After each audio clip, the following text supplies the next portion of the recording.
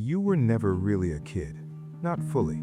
There was always something else going on. Something that required your attention, your management, your emotional labor before you even had words for what emotional labor was. The house needed keeping together. A parent needed steadying. A younger sibling needed protecting. Money was a constant undercurrent of anxiety nobody explained, but everybody felt. And you, without being asked, without being trained, without being old enough to understand what you were taking on, picked it up. You became whoever the situation needed. And now you are an adult, and people look at you and see someone capable, someone reliable, someone who has their life together. They tell you to relax sometimes, to be spontaneous, to stop overthinking everything. And part of you wants to look at them and ask, relax into what exactly? This is the only mode I have ever had. Relaxing was never available. Relaxing meant something fell apart. This is the psychology of people who were forced to grow up too fast. And what it leaves behind is not just capability, it is a set of patterns so deeply written into who you are that most of the time you cannot tell where the wound ends and the person begins. Psychologists have a term for it, parentification. It is what happens when a child is placed, consciously or not, into a role that belongs to an adult. Sometimes it is practical, cooking, cleaning, managing the household, caring for younger siblings when the adults cannot or will not. Sometimes it is emotional, being the parent's confidant, their emotional support, the person they process their grief and fear and loneliness through. The child who is told things no child should be told. The child who comforts the adult instead of the other way around. Both leave marks, but the emotional version is often harder to name because it leaves no visible evidence. Nobody can point to it. The child wasn't neglected in the ways people recognize. They were fed. They went to school. From the outside, everything looked fine, but inside, something was being asked of them that they were not equipped to give, and they gave it anyway, because children do. Because children will do almost anything to maintain connection with the people they depend on, even if that means carrying weight that belongs to someone else. It doesn't always look like chaos. Some of the most parentified children grew up in houses that looked, from the outside, like perfectly functional families. The dysfunction was quieter than that. It was a mother who leaned on her eldest child for emotional support after a difficult marriage, a father whose moods set the temperature of the entire household and whose children learned to monitor and manage those moods before they could read properly. A family where one parent was absent and the oldest child became the surrogate, not by choice, but by default. What all of these share is the same fundamental inversion. The child's needs came second. The adult's needs, emotional, practical, psychological, came first, and the child adapted. They always adapt. That is what children do. But the adaptations they make in order to survive a situation do not disappear when the situation changes. They become personality. They become identity. They become the only way of moving through the world that feels real. There are specific things that growing up too fast does to a person. Not universally, not identically, but there are patterns that show up again and again in people who carry this history. And once you name them, they become very hard to unsee. The first is hypervigilance. You learned young to read a room before you entered it, to assess the emotional temperature before you spoke, to know from the sound of a car in the driveway or the particular quality of a silence what mood was coming and how to prepare for it. That skill does not turn off when you leave the house. It follows you into every meeting, every relationship, every room you walk into for the rest of your life. You are always reading the situation, always slightly ahead of it, always preparing for something that might need managing. Other people call it being perceptive. You know it has a different quality to it. It is not curiosity, it is vigilance. It is the habit of someone who learned that not paying attention had consequences. The second is an uncomfortable relationship with rest. When you grew up in a situation that required constant management, doing nothing felt irresponsible. Rest was for people whose worlds were stable enough to put down.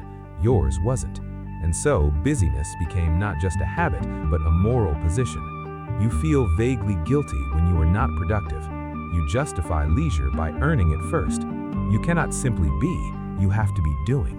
And when there is genuinely nothing that needs doing, you find something, because stillness still feels, somewhere deep in your nervous system, like danger. The third is difficulty asking for or receiving care. You became the caretaker so young that the role reversed itself into your identity. You are the capable one, the reliable one, the one who handles things. And somewhere in that identity is the unspoken belief that needing care is a kind of failure, that being taken care of is a role that belongs to other people, not to you. So when someone offers you something, support, help, comfort, space to fall apart, there is a particular kind of paralysis that comes with it. You don't know how to receive it. You turn it back into giving before it has fully landed. You minimize it. You return to competence as fast as possible, because competence is the only place you have ever felt safe. You became very good at being needed, but the person who learned to be needed never learned to be simply wanted. And those are not the same thing. Being needed means you have a function. Being wanted means you have a value that has nothing to do with what you provide. And for people who grew up too fast, that second kind of worth is the one they have the most trouble believing in. Here is the part that is hardest to talk about, because it sounds, on the surface, like ingratitude, like you are complaining about something that doesn't look like a wound from the outside. But bear with it, because it is real and it matters. You missed something. Not dramatically, not in a way that can be pointed to or proven, but somewhere in the years when you were managing and caretaking and holding things together, there was a childhood that didn't happen. There was a version of you who got to be irresponsible and silly and dependent and fully absorbed in small things that didn't matter. A version who got to be confused and lost and looked after.